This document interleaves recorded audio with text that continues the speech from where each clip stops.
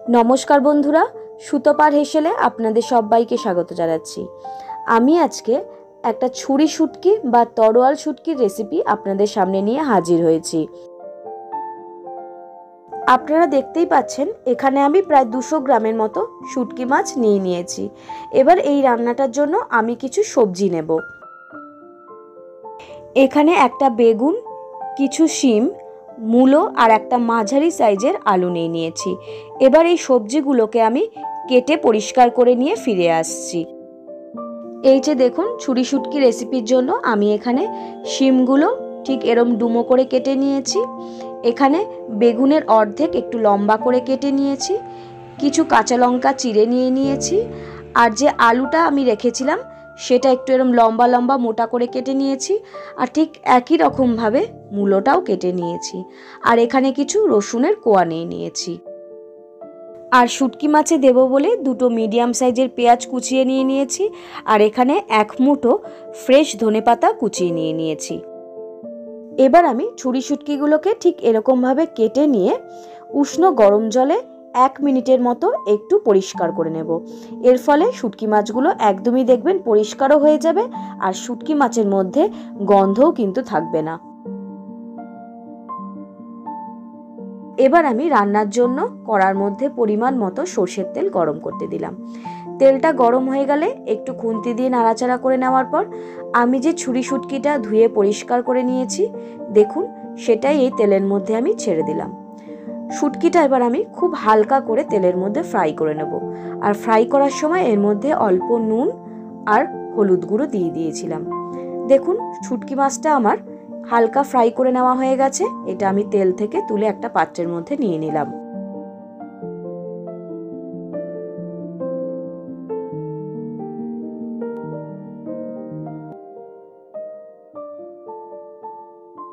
এবার কড়ার তেলের মধ্যে রসুনের কোয়াগুলো আর একটা শুকনো লঙ্কা ফোড়নে দিয়ে দিলাম। রসুন আর শুকনো লঙ্কাটা একটু লালচে হয়ে আসলে এর মধ্যে আমি হাফ চামচের মতো কালো জিরে ফোড়ন দিয়ে দিলাম। সেটা এবার একটু নাড়াচাড়া করে নেব।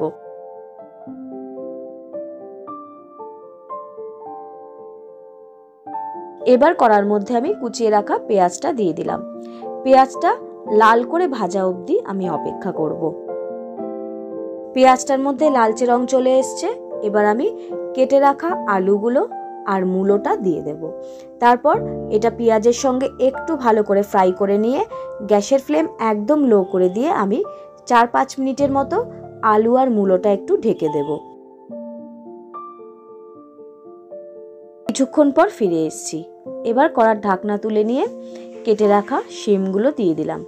শিমটা এবার একটু সময় ধরে ফ্রাই করে নিয়ে একদম গ্যাসের ফ্লেম লো করে আবারও আমি কড়াটা একটু ঢেকে দেব।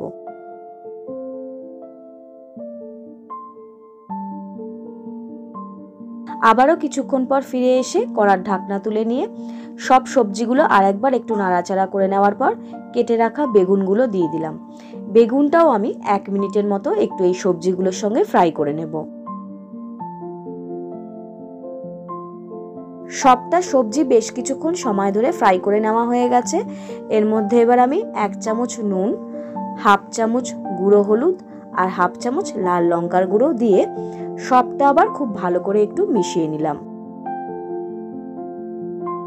সবজিটা একটু সময় ধরে কষিয়ে নেওয়ার পর এর মধ্যে এবার আমি 1.5 চামচের মতো রসুন আর কাঁচা লঙ্কা বাটা দিয়ে দিলাম। একটা বড় সাইজের টমেটো টুকরো করে কেটে দিয়ে দিয়েছি আর 1 চামচ ভর্তি করে ধনে গুঁড়ো দিয়ে দিলাম। এই রেসিপিটাতে আমি জিরে গুঁড়ো ব্যবহার করব না।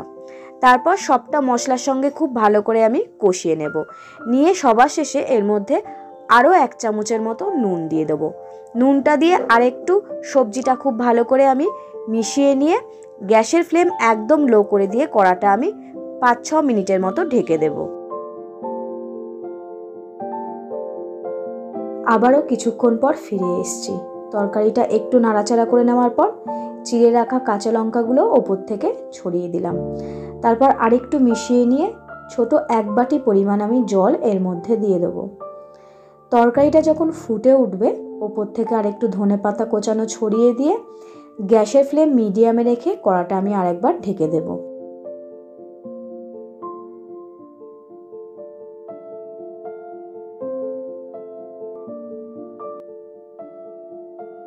সবার শেষে কড়ার ঢাকনা তুলে দেখে নেব মূলো আর আলুটা সেদ্ধ হয়েছে কিনা।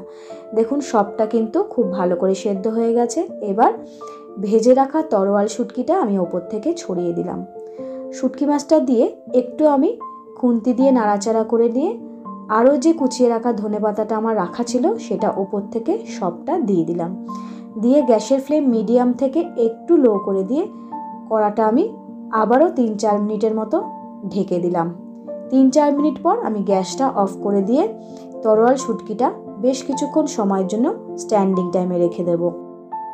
তরোয়াল শুটকি মাছের রেসিপিটা বেশ কিছুক্ষণ স্ট্যান্ডিং টাইমে রাখার পর এখানে একটা পাত্রের মধ্যে তরোয়াল শুটকি মাছের তরকারিটা আমি সুন্দর করে পরিবেশন করে দিয়েছি।